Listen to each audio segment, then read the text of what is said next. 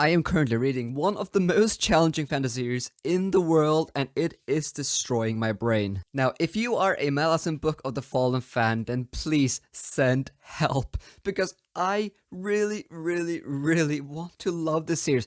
I know some people say that I'm a hater, I just want to hate on Malazan because that will bring lots of views and stuff like that, but no, that is not it. I want to love this series for this reason. The people that love Malazan, Book of the Fallen, they don't talk about it as a series that is fun or enjoyable like maybe Mistborn or Stormlight Archive. People talk about this series in a way that sounds like it has changed their lives, literally. And when I hear stuff like that, I want to be a part of it, obviously. Hold on, let me just adjust the camera. Now, where were we? Oh yeah, changing the lives. Basically, when I ever hear people talking about this series, it's almost like the way the Bible has impacted my life, because that's probably the only book that I can say has changed my life.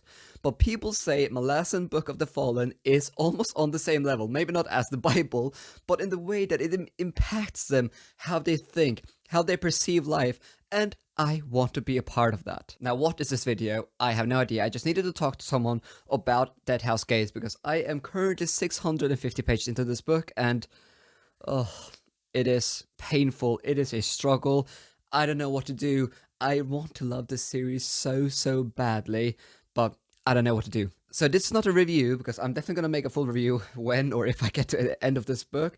But let's just talk about my journey just briefly, because some of you might know I made 2 videos in the past talking about Malazan, because around 2 years ago, I read Dead House Gates. Oh, I'm sorry, I read Gardens of the Moon, and I was just thoroughly confused, but I knew that beforehand, but I was absolutely overwhelmed, and I did the mistake of actually checking online guides and watching YouTube videos to try and understand this book, because this book is overwhelmingly complex. If you don't know, this book is famous for being ridiculously confusing and complex, and even Steven Erikson himself says that this almost reads like you start on a fantasy epic on page 500, and that is definitely true. It's more like you start at book 3 in my opinion, because reading this book you barely understand anything, and I'm not even joking. And then 2 years ago I then picked up Dead House Gates, and I got halfway through it, where I just decided this wasn't going to work. I felt like I spent just as much time researching the series than reading it, and it just destroyed my enjoyment of reading, so I just thought,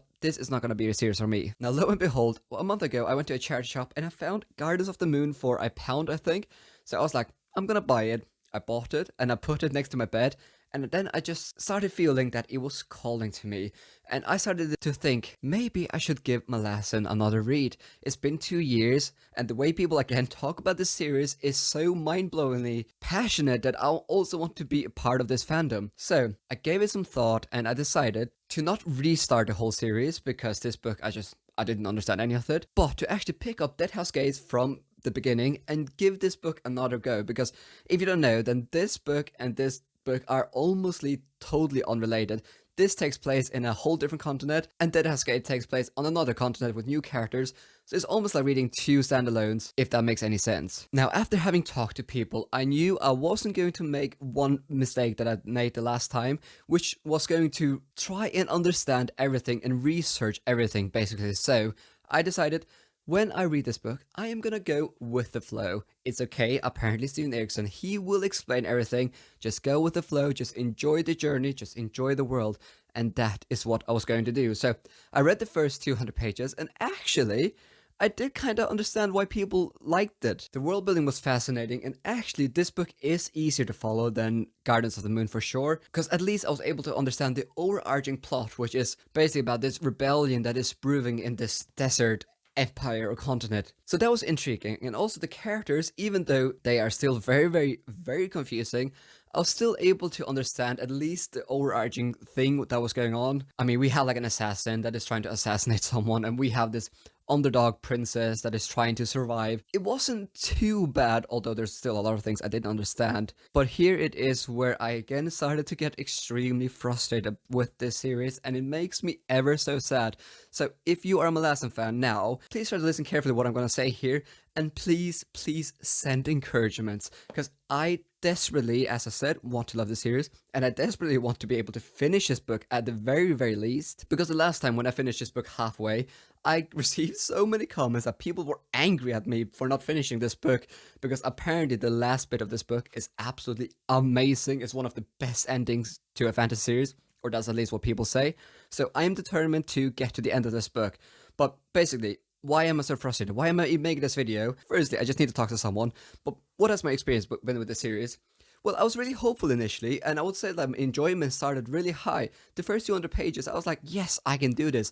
I kind of understand what's going on. This is alright, I'll get a hang of it. But as similar to the Gardens of the Moon, my enjoyment started here, and with every page I read, my enjoyment slowly went down.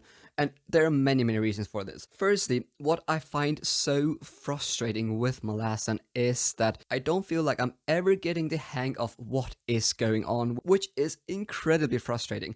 Whenever I start to feel like I'm getting a grasp of what is going on here, Erikson will throw a bunch of information at you. I mean, the exposition overload in this series is on a whole nother level. Because we are used to reading fantasies where the first 100 pages or 200 pages, we maybe don't really fully understand what's going on.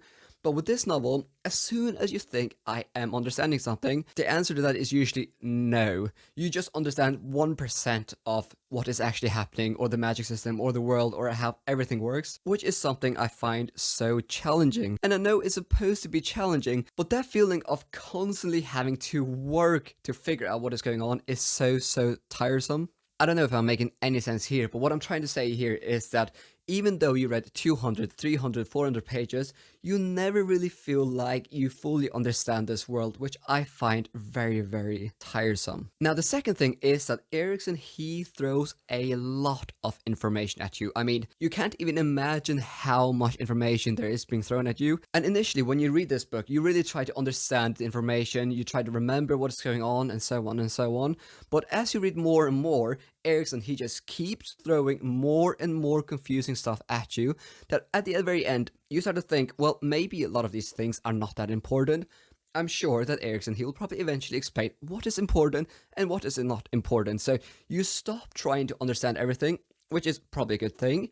But my issue now at page 650 is that now I feel like I've actually missed a lot of really important details because I have no idea what is going on anymore. Which is another thing that I find so frustrating with this series, is that I am constantly having that feeling of, should I be able to understand this by now or not? I just never know, because Erikson, he might have explained something really important early in this book and I've just missed it, or maybe he hasn't explained it at all and I just don't know because he has already told me around 10,000 things about this world, and my simple brain, apparently maybe I'm not clever enough, just can't hold all that information in my head at the same time, if that makes any sense. And then you also kind of have the sense of that some things are unreliable, like you meet some characters that will explain some things, and Erikson kind of hints at that maybe you shouldn't really trust this person, or maybe this person actually doesn't really know what's going on, so maybe that information isn't actually true. So along with having 10,000 things you need to remember in your head, you know that maybe 20% of the information might not even be reliable. And then the characterizations, and I've talked about this before, Erikson knows how to write character, don't get me wrong.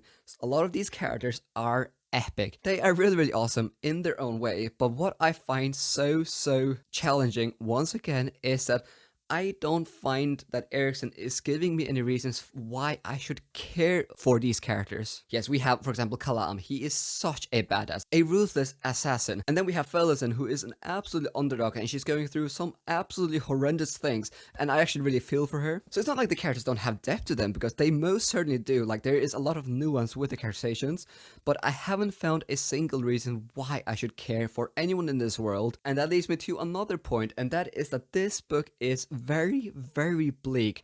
Now, I do appreciate the analysis of warfare, and I think that Erikson does a wonderful job with the atmosphere here, because this world feels so brutal. But reading a book that's almost 1,000 pages where everything is just so bleak, it's just quite depressing. And then lastly, this book is very much a military fantasy, and I haven't read many military fantasies, but I must say that a lot of sections in this book, they really drag. And yes, maybe on a reread, this book will be absolutely mind-blowing, but I really don't think that you can say that this book doesn't drag in places. It most certainly does. So now, obviously, I'm being quite negative here, but I just need to vent with someone and need to talk about my initial thoughts, because what I think I find also so frustrating is that I want to fall in love with this. I want to love it so dearly. Hence why this is the second time I'm giving the series a try, because I do want to love it. And I think a big frustration of mine is the fact that I just don't seem to be able to grasp